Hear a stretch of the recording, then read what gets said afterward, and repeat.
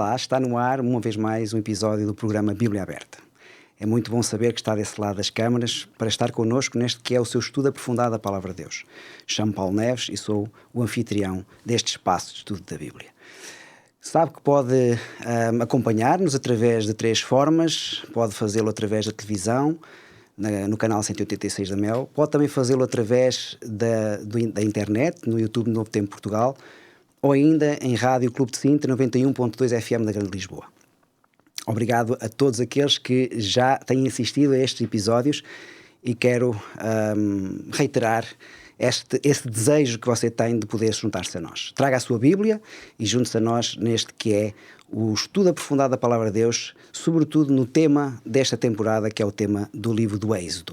Estamos a estudar este livro que é tão importante e que mostra realmente um caráter redentor e libertador do nosso Deus. Hoje vamos falar sobre a aliança e o modelo. Deus, Criador, Redentor e Libertador, deseja estar com o seu povo e habitar no meio dele. Criou uma relação de estreita amizade, companheirismo entre ele e o seu povo. E para que nós possamos ter essa relação de amizade e companheirismo, temos que tomar tempo para ter essa relação, tempo de qualidade, para nós só nos relacionarmos com Deus de uma forma vertical, mas também nos relacionarmos com os outros de forma horizontal. E, portanto, para falar sobre este tema tão importante da aliança e, sobretudo, do modelo que nós vamos falar este episódio, temos connosco 3 amigos. Estes amigos que estiveram na semana passada e que voltam a estar connosco. A pastora Hortelinda, bem-vindo, Hortelinda. O pastor Pedro Esteves, olá Pedro. Olá, Paulo. E o doutor Paulo Sérgio, obrigado por estares connosco. Paulo, que também és um instrutor destas palavras da Bíblia Sagrada, obrigado. Paulo, é um prazer também estar aqui. Muito bem, obrigado por teres feito estes quilómetros para estar connosco e sobretudo neste debate que é o estudo aprofundado da Palavra de Deus. É muito bom nós termos a nossa Bíblia Sagrada e por isso eu convido a todos a que vão buscar a vossa Bíblia e juntem-se a nós, seja no seu sofá, seja no seu carro, não importa onde esteja, mas junte-se a nós para este estudo que temos hoje. E para, sem mais longas, vamos começar com Hortelinda. Hortelinda, no livro de Marcos, no capítulo 12, versos 41 a 44, nós lemos o seguinte: Estando Jesus assentado diante da arca do tesouro, observava a maneira como a multidão lançava o dinheiro na arca do tesouro, e muitos ricos deitavam muito. Vindo, porém, uma pobre viúva e deitou 2 pequenas moedas, que valiam meio centavo. Chamando os seus discípulos, Jesus disse-lhes: Em verdade vos digo que esta pobre viúva deitou mais do que todos aqueles que deitaram na arca do tesouro, porque todos aqueles que deitaram daquilo que lhe subjava, porém esta viúva deitou tudo da sua pobreza, todo o seu sustento. Interessante, Hortelinda, esta história é realmente interessante. O que é que nos diz sobre o conceito da aliança de Deus? Pois, eu estava precisamente a pensar, a ouvir-te ler, o que é que a história desta mulher viúva tem que ver, portanto, com a aliança, porque parece que, sobretudo com a aliança entre Deus e o povo de Israel. Bom, mas eu vejo realmente aí uma relação muito importante, é que esta mulher, que é uma das poucas pessoas que Jesus elogia nos Evangelhos, não é? Ela tem uma atitude que resume a base necessária da nossa atitude, da atitude do povo de Israel e nossa, portanto, na aliança com Deus, que é a entrega. Portanto, esta mulher deu tudo o que tinha, deu-se totalmente naquilo que deu. Ela não temeu vir a ter falta, ela não temeu amanhã, porque ela tinha uma absoluta confiança em Deus e dependia totalmente de Deus. Ela nem sequer se atardou a considerar se as pessoas que geriam o dinheiro do templo eram honestas, eram dignas, se ela podia realmente fazer confiança. Ela não se preocupou com isso. O seu foco estava em Deus. E ela entregou-se a Deus e foi uma entrega total. Deu tudo quanto tinha e ao dar tudo quanto tinha, deu tudo realmente quanto era. Então eu penso que esta é a atitude fundamental requerida por Deus quando Ele estabelece a sua aliança com o seu povo, com o povo de Israel. Que o povo possa confiar. Já falámos nisso quando falámos no deserto. Deus leva o povo ao deserto para que ele aprenda a confiar, a depender e, consequentemente, a obedecer. Porque a aliança implica que os dois termos da aliança sejam fiéis, portanto, àquilo que a aliança consigna, não é? E como vemos em toda a narrativa do Êxodo, é muito interessante que Deus exige esta confiança, mas Deus não exige nada que já não tenha dado, não é? Deus quer que confiemos nele, que dependamos dele, que lhe obedeçamos, porque ele é que sabe realmente o que é bom. É ele que põe os termos da aliança, não é o povo. É Deus que põe os termos da aliança e que realmente espera e quer que nós, que o povo e nós, quando fazemos uma aliança com Deus também, haja obediência. Mas, como eu digo, Deus só pede aquilo que já deu. Se Deus pede confiança, dependência e obediência, é porque ele já deu provas de que realmente se pode ter esta atitude para com ele. Por exemplo, aqui em Êxodo, no capítulo 19, no versículo 4 e 5, diz assim: vós tendes visto, e é este tendes visto, o que eu fiz aos egípcios, como vos levei sobre asas de águias e vos trouxe a mim. Agora, pois, ou seja, em consequência disso, se diligentemente ouvirdes a minha voz, guardardes o meu concerto ou a minha aliança, então sereis a minha propriedade peculiar dentre todos os povos, porque toda a terra é minha, e vós me sereis um reino sacerdotal, um povo santo. Portanto, estes são os termos da aliança. Deus promete fazer do povo de Israel um povo, um reino sacerdotal, um povo santo, uma nação testemunha. Só que o povo deve de obedecer, portanto, aos mandamentos de Deus. E Deus já deu provas de que o povo pode obedecer ao tirá-los do Egito, ao libertá-los da terra da escravidão, ao levá-los, portanto, para a liberdade, permitir-lhes que eles tenham uma vida que possa desenvolver-se. Deus está realmente a dar-lhes as condições. Portanto, Deus não pede, Deus não ceifa onde não semeou, como diz o mau servo a Jesus, não é? Portanto, Deus semeia para poder ceifar. Antes de ceifar, ele semeia, ele dá.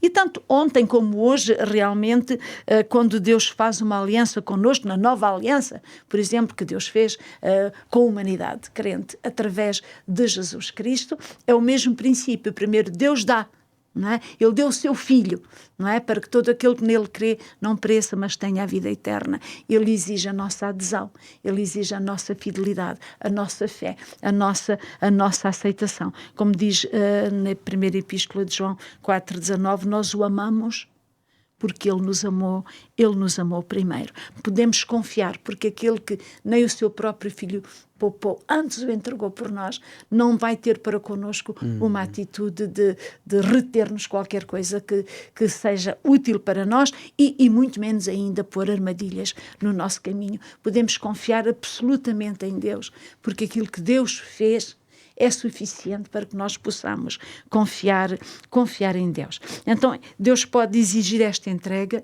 esta obediência, esta dependência, porque Ele já nos assegurou que tem tudo aquilo que nós necessitamos e podemos confiar nele. E esta confiança, no fundo, também é baseada no tempo de qualidade que nós passamos com Ele, não é? No tempo que nós passamos em comunhão. Esta promessa que Deus faz ao povo: farei de vós um reino sacerdotal, um povo santo. Isto exige um trabalho de Deus no povo, não é? Como em nós. E esse trabalho de Deus só pode ser feito com tempo, intimidade, buscar a presença, estar na presença de Deus. Só pode ser feito dentro de uma relação, não é? Que Deus tinha aqui com o povo, que Deus tem com os cristãos hoje também. Há muitos crentes que perguntam como é que nós podemos ter uma comunhão com Deus, mas ao estudar a Bíblia Sagrada, ao orarmos a Deus, falarmos com Deus, ao testemunharmos aos outros aquilo que Deus tem feito na nossa vida, isso estamos a ter comunhão com Deus. Exatamente. Quanto mais comunhão tivermos com Deus, mais confiança vamos adquirir. E nós vemos aqui uma mulher de grande confiança e grande fé, porque diz que deu todo o seu sustento. Exatamente, é? tudo o que tinha. Portanto, isto é algo que realmente a mulher deve ter... Ela conhecia Deus por experiência. Para poder ter esse ato, ela sabia que o seu Deus provia, não é? No fundo, o que Jesus está a dizer é que ela não só deu a moeda, mas ela deu o seu coração. Exato, deu-se inteiramente. Deu-se inteiramente. Pedro, em Êxodo capítulo 24, versos 16 a 18, eu vou ler este texto. Êxodo capítulo 24, 16 a 18, e é bom que nós tenhamos textos bíblicos porque a Bíblia aberta é isso mesmo, não é? A partir do verso 16 diz assim: E a glória do Senhor repousou sobre o monte Sinai, e a nuvem o cobriu por 6 dias. E ao 7º dia chamou Moisés do meio da nuvem, e o parecer da glória do Senhor era como um fogo consumidor no cume do monte aos olhos dos filhos de Israel. E Moisés entrou no meio da nuvem, depois que subiu ao monte, e Moisés esteve no monte 40 dias e 40 noites. Um dos temas da Bíblia e no livro de Êxodo também é a adoração, não é? O que é que aprendemos aqui sobre a adoração e sobre a presença de Deus? É verdade, este texto é fascinante e todo este grande contexto da manifestação gloriosa, visível da presença de Deus e da possibilidade de ir à sua presença. É um dos temas sobre os quais eu mais me debruço, se posso dizer assim, ao longo dos anos, no meu estudo da Bíblia, na minha reflexão e pensamento, é sobre este universo da adoração, o universo da presença de Deus. Gostava de fazer, aliás, a esse propósito, algumas notas aqui que me parecem relevantes sobre o tema em geral. Este texto e este momento são um dos grandes momentos de manifestação da presença de Deus, precisamente. E claro que aqui há alguns ensinamentos sobre como é que essa experiência pode acontecer. Talvez começar por uma expressão, a expressão que eu ouvi há uns anos atrás de um teólogo importante e relevante, talvez nos últimos 30, 40 anos, John Piper. Talvez não seja assim muito conhecido, mas para mim tem-me servido de inspiração para algumas coisas, especialmente no campo da adoração. John Piper criou uma espécie de um movimento, podemos dizer assim, de um pensamento mais, não é um movimento em termos organizacionais, é um pensamento teológico à volta do conceito de que a glória de Deus está associada à nossa satisfação ou ao nosso prazer. E a frase que ele criou é esta: Deus é tão mais glorificado em nós quanto mais nós estamos satisfeitos nele.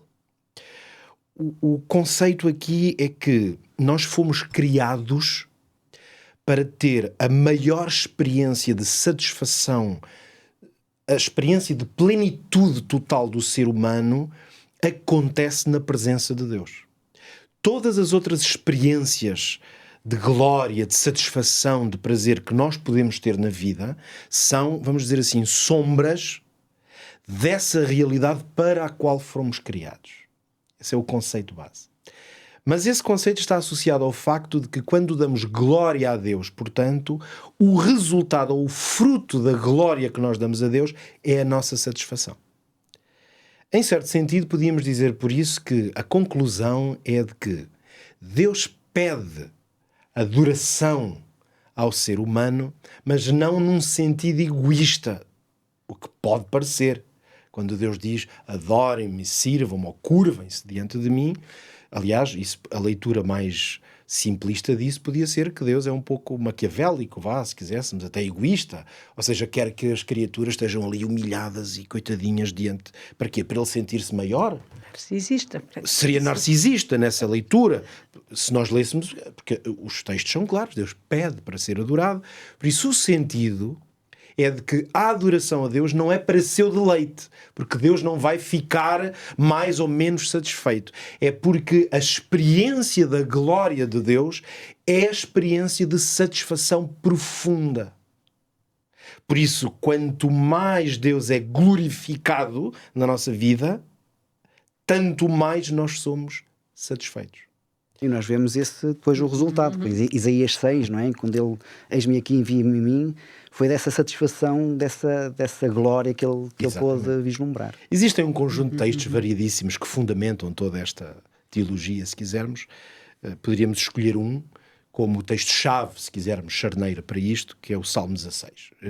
Na verdade, Davi é essencial para esta teologia, para esta visão da adoração e da presença de Deus, porque talvez seja o homem que na Escritura melhor percebeu este conceito e acabou por explorar este conceito. Ele não escreveu a frase desta maneira, não sistematizou este pensamento, mas é o pensamento que une praticamente a vida, os salmos e muita da biografia do próprio Davi. Teve consciência. Teve consciência disto, independentemente de o formula ou não. Mas, na verdade, quase que o formula. O Salmo 16:11, por isso é, vamos dizer assim, considerado uma espécie de mote para este pensamento sobre a adoração, a glória e a satisfação, que é: tu me farás ver os caminhos da vida, na tua presença há plenitude de alegria ou satisfação, e na tua destra, ou à tua direita, que significa na tua presença, delícias perpetuamente. Então nós vemos aqui este conceito de haver delícias perpetuamente na presença de Deus e alegria na sua presença.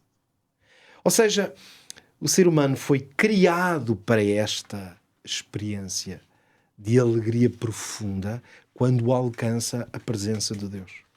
Como com frequência nós não somos capazes de discernir isto ou de chegar a este lugar, então o que nós vemos na Escritura é: Deus tem que criar Ele as situações, os momentos e os contextos ou ambientes nos quais o ser humano pode ascender a esta presença. Isto é como uma grelha de leitura, se quisermos, é uma chave de interpretação para compreender porque é que, no livro do Êxodo em particular e ao longo da Bíblia, Deus vai criar ambientes, espaços ou circunstâncias onde Ele diz: aqui eu vou manifestar, é aqui que vocês vêm à minha presença, é aqui que eu me tornarei visível. E à leitura, ou na base desta leitura, o que Deus está a fazer não é dizer mais uma vez: ora, vejam lá como eu sou bom ou como eu sou grande, é: vejam que eu vos vou dar a oportunidade de experimentarem o que não seria possível se eu não me baixasse até vós para fazer isto. Agora, quando pegamos nesta visão mais abrangente de adoração, percebemos que o que aconteceu aqui em Êxodo 24 é esta glória de Deus que se manifesta sobre o Monte Sinai, aquela nuvem cobre aquele espaço e isso é visível. E depois há esta maravilha de então Moisés é chamado e entra ali dentro. Por isso, a adoração, obviamente, começa precisamente com o meu reconhecimento da grandeza, da beleza e da realidade da presença de Deus. Adorai o Senhor na beleza da sua santidade e tremam diante dele. Esse tremam não é fiquem aflitos, é fiquem maravilhados. Por isso é que tudo isto está sempre conectado à ideia do ser humano ter a experiência do deslumbramento, da satisfação, do arrepio, da inspiração total que nós só conseguimos obter na presença de Deus. E eu creio que esta história é um dos grandes exemplos, para além depois do que vai acontecer quando Moisés lá está, na presença de Deus, é esta maravilha de o homem ter a percepção da presença de Deus e poder lá entrar. Ok. Interessante. É um pensamento interessante. Levar-nos-ia certamente a refletir bastante, né, em vários temas da Bíblia. Paulo, o povo tem muitas experiências com Deus, algumas delas que o Pedro já falou, não é? Da presença da sua adoração, onde eles viram realmente o monte a fumegar, onde eles viram a presença de Deus, mas outras onde o mar vermelho se abriu e o maná que caiu, enfim, várias experiências que o povo de Deus teve, não é? Mas há aqui dois textos, e eu vou lê-los primeiro, para dar um mote, no fundo, à pergunta que eu te vou fazer. Em Êxodo capítulo 19, verso 8, lemos o seguinte: então todo o povo respondeu uma voz dizendo: tudo o que o Senhor falou, faremos. E Moisés relatou ao Senhor as palavras do povo.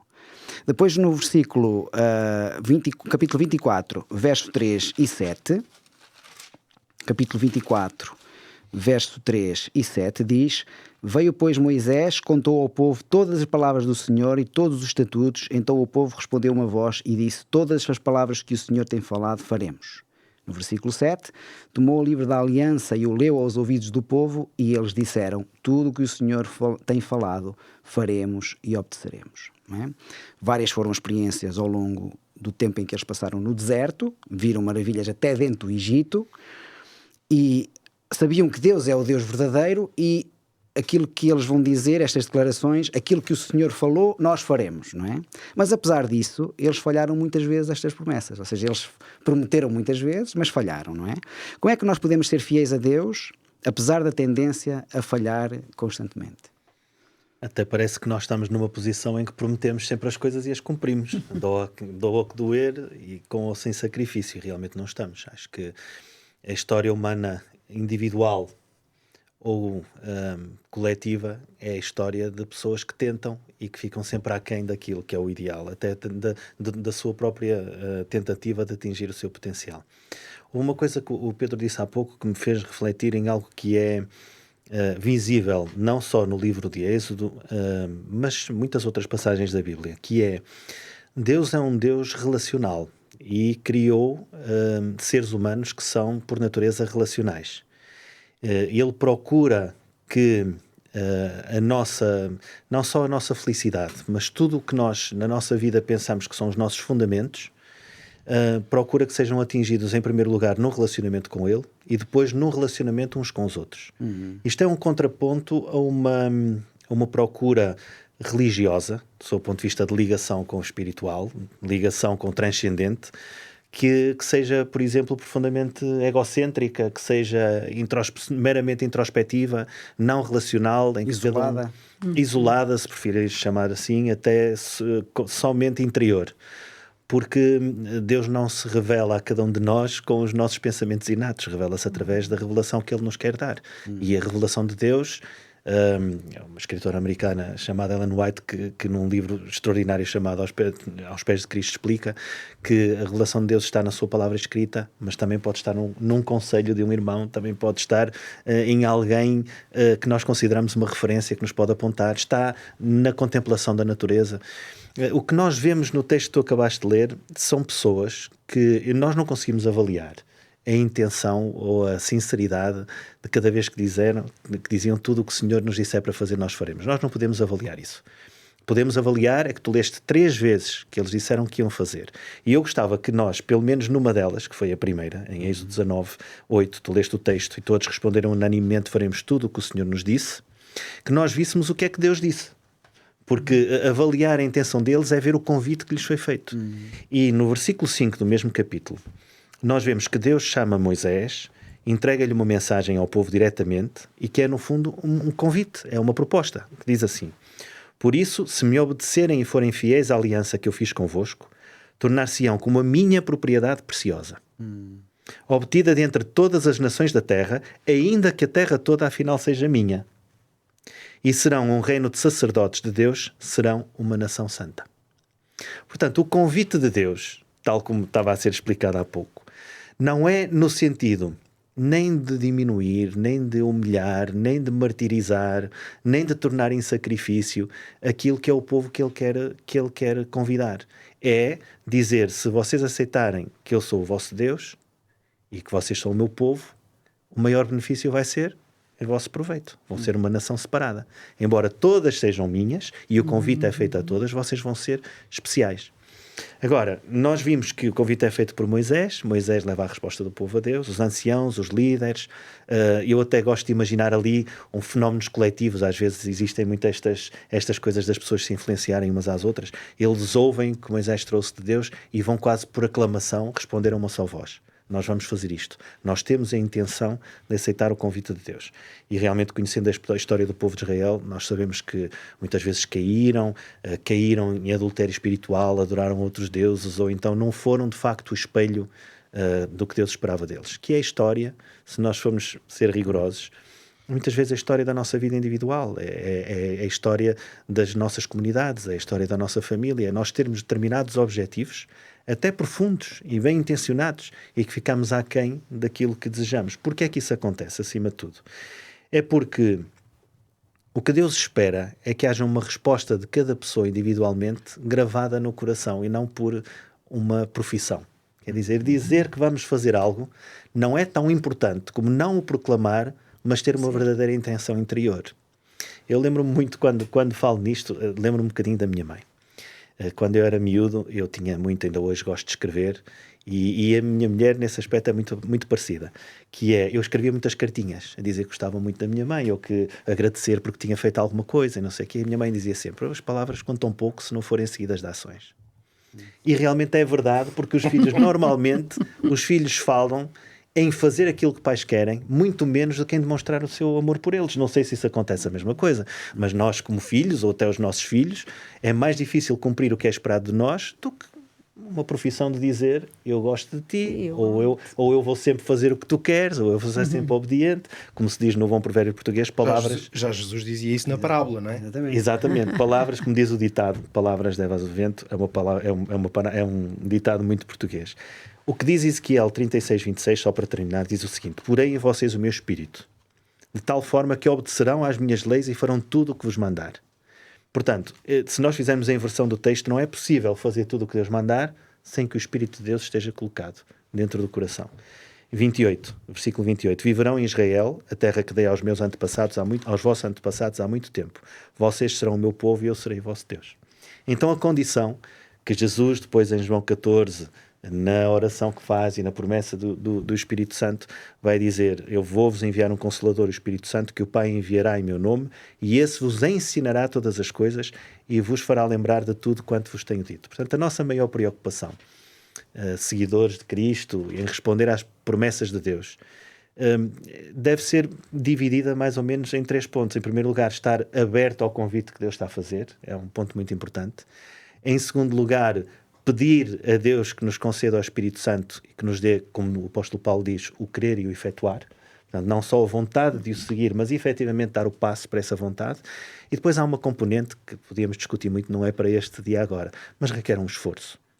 Porque, quer dizer, essas palavras são ditas sem um compromisso de verdadeiramente ser coerente com aquilo que se está a dizer e tentar ser fiel naquilo que está a nossa possibilidade de ser, então é como o ditado, as palavras vão levá-las o vento. Mas estas 3 coisas são realmente muito importantes: estar aberto ao convite, pedir o Espírito Santo na nossa vida e ter o esforço de prosseguir aquilo que Deus nos pede. Sim, falaste aí uma coisa muito, muito importante, que é o compromisso, não é? Eu gosto muito desta palavra, o compromisso. Nós temos que nos comprometer com Deus de ser fiéis, e devemos levar esse compromisso até ao fim, não é?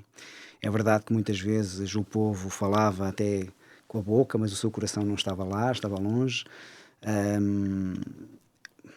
É importante nós percebermos que ainda hoje isso acontece e temos que refletir também na nossa própria vida. E que Deus também conta a intenção, não é? Quando a intenção é boa, mesmo que a pessoa não consiga, porque nunca consegue, daí que Deus necessita nos dar o Espírito Santo para podermos ir conseguindo pela graça, não é? É uma graça de Deus, mas a intenção, o desejo, a vontade, a mobilização da vontade é algo que Deus pede sempre, não é? Sim. Porque sem isso ele também não pode fazer nada. No fundo era a intenção da viúva, não é? Exatamente. A intenção da viúva era dar tudo aquilo que tinha, porque amava a Deus acima de todas as coisas. Foi muito pouco o que deu, mas deu tudo. Deu tudo, porque pôs Deus em primeiro lugar na sua vida. Deus era o mais importante para ela. Amigos, estamos de volta a este tema tão importante. Hortelinda, agora é contigo. Vou fazer-te aqui uma pergunta muito interessante. Eu acho que é uma das perguntas mais importantes daquelas que vamos aqui fazer. Eu vou ler aqui 2 versículos, Êxodo capítulo 25, verso 1 a 2, e depois o 8 e 9, e eu leio-nos o seguinte: então falou o Senhor a Moisés, dizendo: fala aos filhos de Israel que me tragam uma oferta alçada, de todo o homem cujo coração se mover voluntariamente, dele tomareis a minha oferta alçada. Versículo 8 e 9: e me farão um santuário, e habitarei no meio deles, conforme tudo o que eu te mostrar para modelo do tabernáculo e para modelo de todos os teus pertences, assim o fareis. Hortelinda, temos aqui a introdução do santuário, que é algo importante. Deus queria habitar no meio do seu povo. O santuário foi, no fundo, um desses meios, ou talvez o meio por excelência, em que Deus habitou verdadeiramente no meio do seu povo, porque o povo estava distribuído ao redor do santuário. Minha pergunta para ti é: conseguimos perceber o plano de Deus quando Ele mandou construir o santuário e a pedir a colaboração do povo para reunir as condições de forma a ele ser construído? Sim, portanto, na verdade, Deus sempre esteve no meio do povo, não é? Desde o momento em que mandou Moisés buscá-los ao Egito, Deus sempre esteve no meio do povo através dos milagres, falando através de Moisés. Aliás, a coluna de fumo de dia e a de fogo à noite manifestavam esta verdade, não é? Deus estava em permanência, portanto, com o seu povo. Mas Deus manda construir um santuário e tem nisso vários propósitos, não é? Primeiro, para que o povo se possa apropriar da sua presença. Na realidade, Deus é o absoluto, totalmente transcendente, ultrapassa-nos por todos os lados. Mas nós somos seres que vivemos no tempo e no espaço. E até mesmo o sagrado, nós precisamos de o delimitar para o cernir, para poder apropriar-nos realmente daquilo que Deus possa ter para nos dar, senão é demasiado transcendente para nós. Outro objetivo era que o povo também pudesse captar a santidade de Deus. Estava ali uma tenda como as outras, uma tenda no meio das tendas, mas era diferente, era o lugar da habitação de Deus. Deus estava naquele lugar, era santo e também era para demonstrar a sua autoridade. Mas talvez o aspecto mais importante do tabernáculo seja de ensinar, através dos sacrifícios, através de tudo aquilo que constitui, portanto, o santuário, ensinar a este povo, não é, a necessidade de uma redenção. Porque Deus redime o homem, mas não vale a pena redimir o homem se o homem não sente necessidade de ser redimido. Então, antes de redimir o homem através de Jesus Cristo, Deus prepara um povo que lhe sirva de substrato, de enquadramento, para que ele possa ser compreendido, possa ser apreendido e possa realmente ser aceito, não é? Daí que Jesus Cristo viria mais tarde a dizer que Ele é o templo, não é? Ele é Deus no meio dos homens. Nós já tivemos a ocasião de dizer que o livro do Êxodo é considerado o Evangelho do Antigo Testamento, precisamente por esta libertação do pecado, da escravidão do Egito, que representa a escravidão do pecado. E podemos dizer que os animais sacrificados no templo são também a primeira imagem do dom de Deus, do sacrifício, não é? Do cordeiro que foi morto, que realmente seria para a salvação de toda a humanidade. O tabernáculo será também chamado a tenda da congregação. Não é? Isso mostra que a experiência de intimidade com Deus e de conhecer Deus será também sempre uma experiência coletiva. Nós não podemos, não somos os únicos adoradores. Nós fazemos parte de uma comunidade, fazemos parte de uma família, de uma igreja, de uma nação, da humanidade inteira. E devemos desenvolver este espírito de comunidade. Portanto, a tenda da congregação era o lugar onde toda a congregação se encontrava. E nós necessitamos dos outros. Nós necessitamos de aprender dos outros, do que Deus faz com eles, porque não vivemos sozinhos. Ninguém vive para si, dirá o apóstolo Paulo, e ninguém morre para si. Então a tenda da congregação era a tenda do encontro com Deus, do encontro uns com os outros, e ali podíamos adorar e abordar, portanto, essa presença de Deus. É interessante que Deus manda fazer uma tenda, não é? Deus podia ter esperado até chegarem a Canaã e mandar logo construir um templo. Mas Deus quis construir uma tenda, porque isso significava que Deus estava com eles nas situações em que eles se encontravam. Eles peregrinavam no deserto, Deus peregrinava com eles. Portanto, é esta identificação de Deus com o homem que o vem buscar, que o acompanha e que o orienta a partir, como dizia há pouco o Paulo Sérgio, de onde ele se encontra. Deus não vem a uma realidade ideal que não existe. Ele vem à realidade onde nos encontramos e é a partir daí, portanto, que Ele nos orienta e que Ele nos faz crescer, nos faz avançar. Acho muito interessante esta participação do povo. O povo devia participar na construção deste santuário. E as ofertas deviam de ser ofertas dadas de graça, voluntariamente. Deus, todo aquele que não tinha vontade de dar, não dava. Ou seja, não era uma obrigação. E isto quer dizer precisamente que Deus não se impõe, Deus propõe-se. em amor. O amor não se pode impor. O amor é algo que se propõe e que o outro aceita. Então, este santuário que manifestava essa presença de Deus no meio do povo, que era uma presença de amor para uma relação íntima e pessoal com o seu povo, deve ser feita em liberdade, deve ser escolhida, deve ser preparada, deve ser dada, porque é isso que vai criar no ser humano o espaço, a abertura para que Deus possa habitar dentro do ser humano. Porque na realidade só pode haver esse encontro na tenda da congregação se houver esse encontro dentro do coração, portanto, de cada adorador. E se nós não formos, atualmente, nós vamos adorar a Deus num templo, numa igreja, num lugar, juntamente com outros. E a dimensão da comunidade é muito importante. Deus quis a comunidade, não nos quer isolados. Mas é muito importante porque nós vamos, mas se não formos com esta intenção de encontrar Deus, de buscar Deus, se vamos com a intenção de preparar um programa, fazer um programa, cumprir um dever, procurar qualquer outro interesse, nós podemos ir, mas falhamos o encontro. O encontro acontece quando os dois decidem realmente estar um para o outro disponíveis em liberdade, em busca, em autenticidade. É certamente isso que Jesus quis dizer, que o lugar é menos importante, não é? Mas o importante é a tua atitude. Deus busca os verdadeiros adoradores, que são aqueles que o adoram em espírito e em verdade, na autenticidade do seu ser. Então, e dá-se o encontro, não é? Claro que a ideia de santuário vai evoluindo, não é? Com o povo Jesus, ele diz que ele é o santuário, depois o apóstolo Paulo diz que nós mesmos somos o templo de Deus, cada crente é um templo de Deus, Deus habita cada crente, e a própria igreja, a comunidade, é também o templo de Deus e torna-se então esta testemunha, não é? De Deus no meio dos outros. Tu falaste aí que, no fundo, o santuário era para mostrar um pouco o plano da salvação de Deus, não é? Porque os sacrifícios que ali eram feitos apontavam para um sacrifício maior, que era o sacrifício de Cristo. Jesus. E também diz aqui que o modelo, este não era o verdadeiro tabernáculo, não é? Este é, no fundo, houve um modelo pelo qual foi copiado este tabernáculo terrestre, que é o modelo do tabernáculo do santuário celestial, não é? Que possivelmente não será igual àquele que foi dado na terra,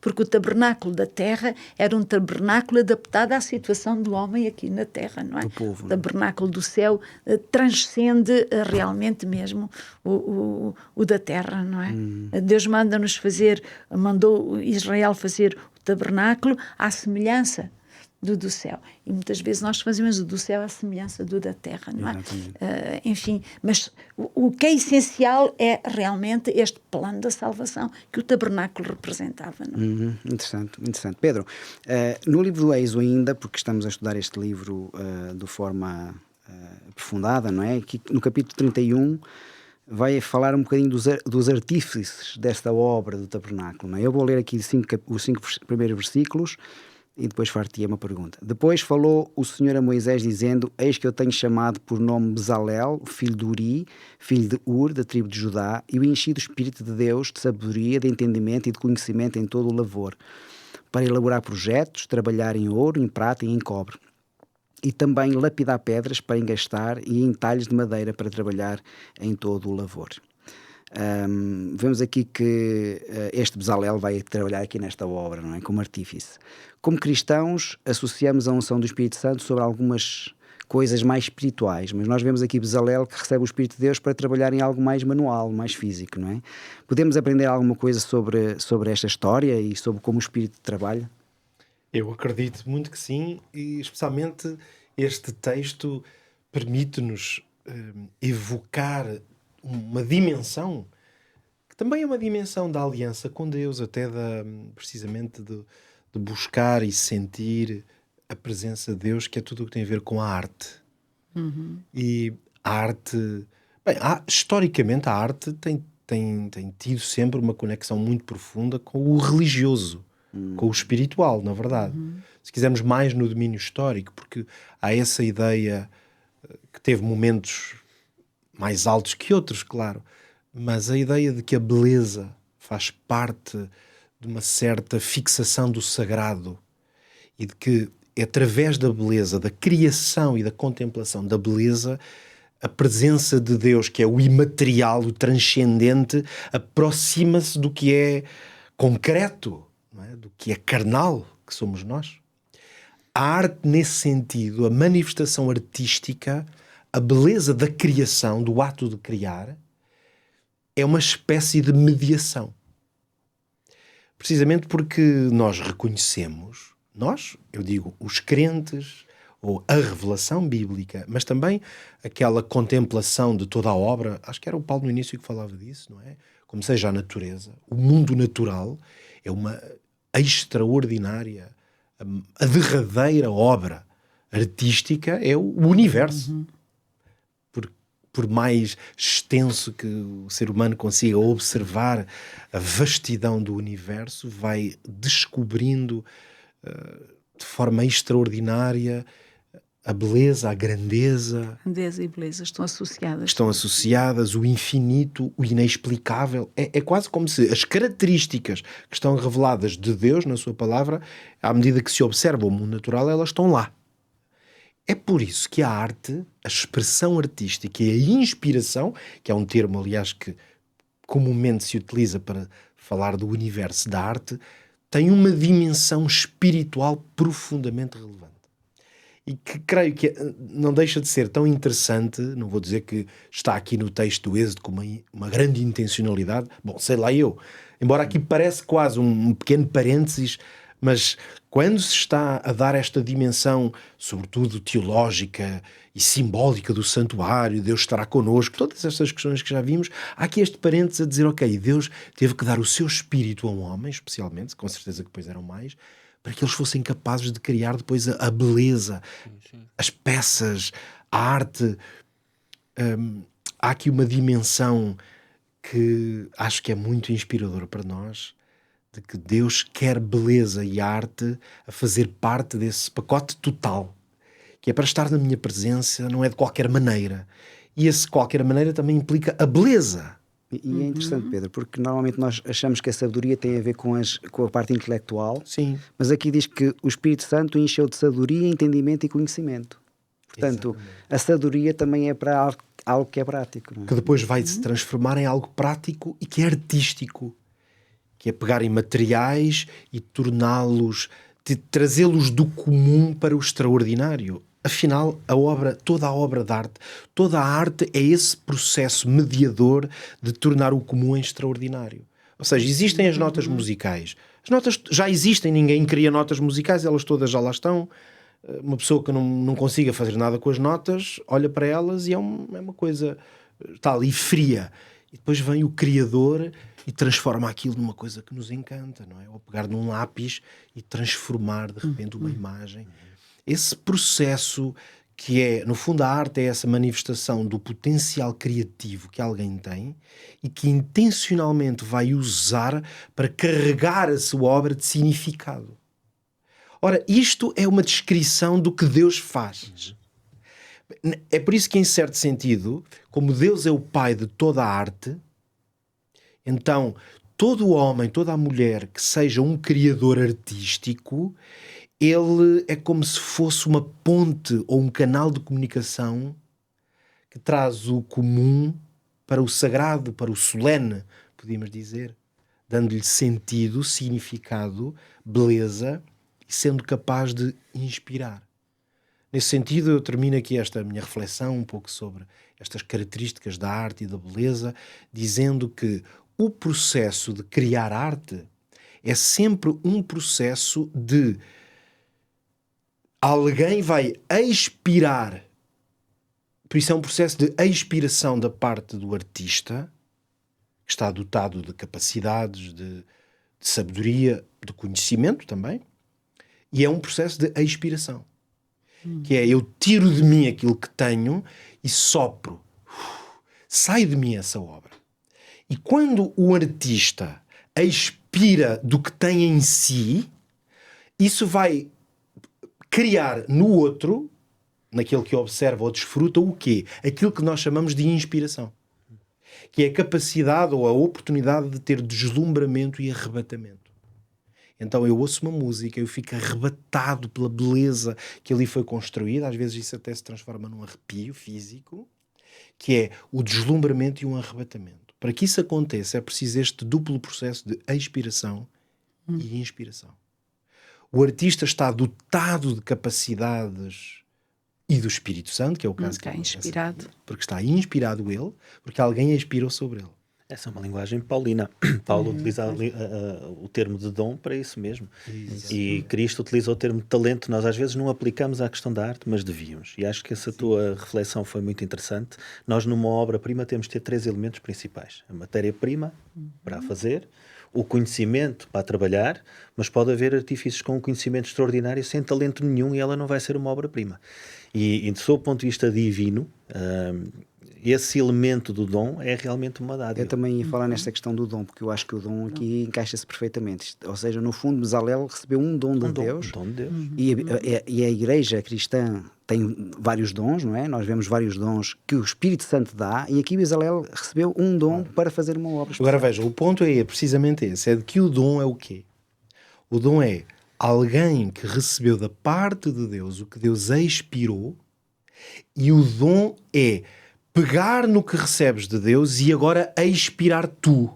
Por isso é que o Criador, e nós curiosamente chamamos Criador, aos artistas em geral chamamos-lhe criadores, quem criou esta obra de arte, e há uma dimensão aqui teológica e espiritual extraordinária, porque essa pessoa coloca-se um pouco no lugar do Criador. Como é que Deus criou? Expirou.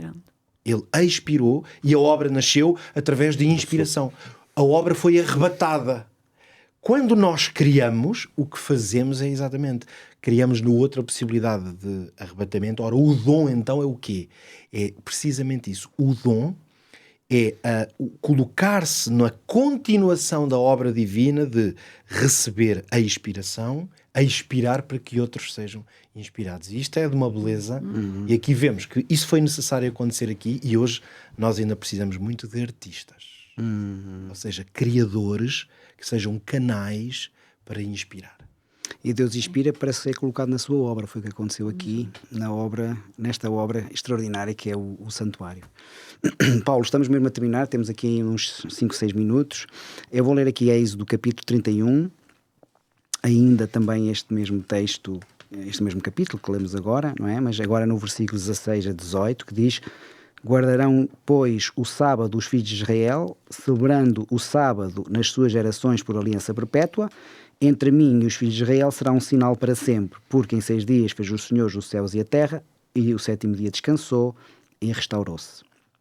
E deu a Moisés, quando acabou de falar com ele no Monte Sinai, as 2 tábuas do testemunho, tábuas de pedra, escritas pelo dedo de Deus. E no livro de Marcos, capítulo 2, versos 27 e 28, diz: disse-lhes Jesus, o sábado foi feito por causa do homem e não o homem por causa do sábado. Assim, o Filho do Homem até do sábado é Senhor. Falámos no episódio passado sobre o sábado, voltamos agora a falar sobre o sábado, porque acreditamos realmente que este é um sinal, e aqui Deus mesmo diz, é um sinal entre mim e vós para sempre, não é? O que é que a centralidade do sábado, em palavras tão fortes como estes 2 momentos que vimos aqui, nos diz sobre o significado que tem o sábado para Deus? E que Deus quer, no fundo, valorizar para nós hoje também.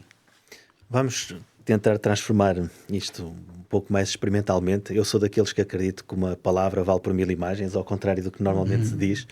Mas hoje vou tentar trazer aqui uma ideia um bocadinho mais gráfica, que é usando um objeto. Eu hoje trouxe aqui um relógio, que para mim é dos objetos mais queridos que eu tenho na minha vida. E vocês olham para ele, com certeza as pessoas que nos estão a ver em casa não têm a possibilidade de o ver da mesma forma, mas se eu vos pedir para o definirem, são capazes de dizer que é um relógio pequeno, aparentemente é antigo, a gente olha para ele e percebe que ele é antigo, deve ter alguma qualidade porque está a funcionar apesar da longevidade que ele tem, é um relógio de corda e tem uma utilidade funcional que nós todos sabemos qual é. É um objeto que serve acima de tudo para medir e para nos medir o tempo e indicar uma hora. Isto é o que nós podemos ver ao olhar para ele.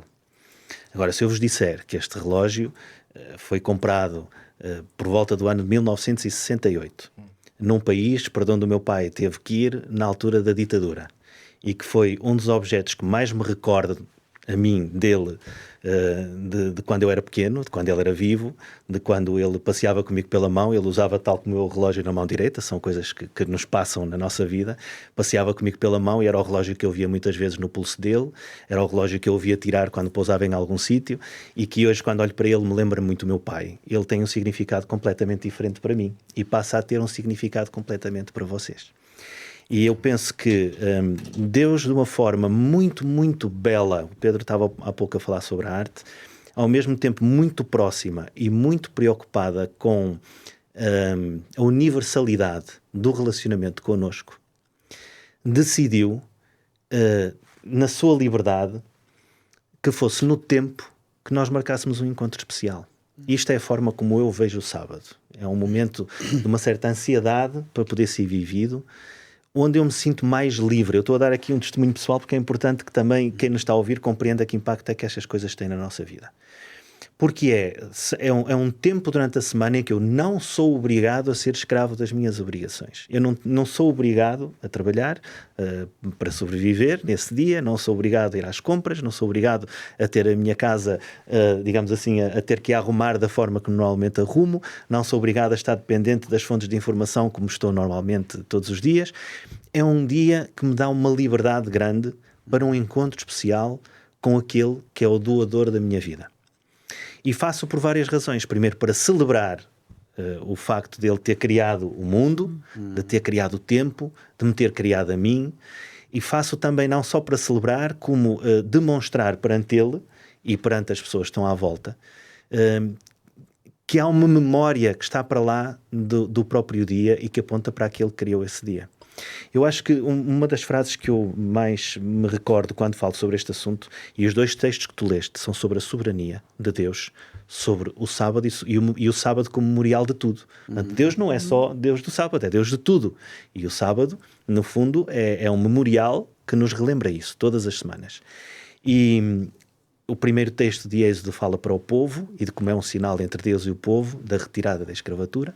O segundo fala-se como Jesus é o próprio Senhor do sábado e que nos dá esse sábado para ser usufruído pelo homem. Por isso é que diz que o sábado foi criado para o homem e não ao contrário. Portanto, esses dois textos que tu escolheste e que trouxeste falam da soberania de Deus. Há portanto, rabi judeu que disse uma frase que eu gosto muito. Ele chama-se Avraham Heschel e diz que normalmente os homens procuram Deus no espaço. Ainda há pouco a Hortelina estava a dizer, as pessoas vão à igreja, à sinagoga, ao templo, à mesquita. Nós vamos a sítios. Nós vamos a sítios. Muitos, não gostando de ir a igrejas, até vão à natureza para tentar ter um encontro com Deus, seja o que for. Nós somos físicos, precisamos nos encontrar com Deus ou pensar na ideia transcendente num local. E o que diz Avraham Heschel é, mas Deus convida-nos a encontrar-nos com Ele no tempo. E isto é um pensamento muito bonito. Porque o tempo está acessível todas as semanas com essa cadência, onde for, com quem estejamos no templo mais bonito da terra ou numa prisão como o Paulo, o sábado chega para nós nos podermos encontrar com Deus de uma forma especial. Quer isso dizer que Deus não está presente em todos os outros momentos que não o sábado? Não, pelo contrário. Deus sustenta a nossa vida em todos os momentos. O que Ele nos pede é que nós nos lembremos disso. E nós é que temos necessidade de guardar o sábado para colocar Deus onde Ele deve estar e para nos colocarmos a nós onde Ele deve estar. E não o contrário. Ele não precisa de ser adorado de uma forma especial nesse dia. Ele precisa que o adoremos para compreendermos quem Ele é e quem nós somos. E é mais uma vez um exemplo de relacionamento que Ele deseja ter connosco. Talvez o meu apelo possa ser que nós façamos a experiência, que nós tenhamos uma experiência de que é que significa um bom almoço de família ou num dia de sábado, um bom passeio a falar com os amigos no dia de sábado. Temos liberdade não só para existir, mas para verdadeiramente viver. Conecta-se essa ideia um pouco com o que eu explorei aqui no início, com aquela ideia de que o que é para a glória de Deus é para a nossa satisfação. O que significa que quando Deus diz que o Senhor Jesus disse que o sábado foi feito por causa do homem, é precisamente para que fosse possível desfrutar dele e beneficiar dele. O que está em causa não é Deus querer porque Ele é que sabe, é Ele sabe que é melhor para nós. Quando nós compreendermos esta ideia de que o que Deus pede de nós não é para Ele, é para nós. É porque é o melhor para nós, isso muda completamente essa dimensão de aliança com Deus, de obediência até. A nossa visão de obediência muda também. Muito bem, obrigado, amigos, por esta participação, foi extraordinária. Certamente todos nós aprendemos muito e quem esteve lá em casa também aprende. Quero deixar só uma mensagem final. Em Marcos 2:28, há pouco li, assim o Filho do Homem até do sábado é Senhor. Jesus não pode ser Senhor de um dia que não seja o dia que Ele escolheu para nós guardarmos. E, portanto, hoje, o dia de sábado é um momento especial, não só, mais do que um local, é um tempo, é um momento em que nós podemos parar um pouco todas as ocupações que nos abstraem da nossa vida egoísta e nos concentrarmos também no nosso relacionamento com Deus, na celebração da sua criação, reconhecendo que Ele é o Criador e prestando-lhe realmente esta homenagem especial, porque Ele merece, porque Ele é digno de toda a adoração. Deixo para vós esta revista, estou mesmo a terminar. Esta revista é uma revista muito importante que fala sobre estes temas. Poderá pedi-la através do 933 939291, 933 939291, através de uma mensagem, WhatsApp, SMS, não importa. Esta revista pode ser sua para aprender estes temas. Que pode também usar o mesmo número para enviar-nos uma mensagem pedindo estudos bíblicos. Os nossos instrutores bíblicos estão disponíveis para si, ou então dando-nos uma sugestão. Marcamos encontro para o próximo episódio. Fique bem, fique com Deus.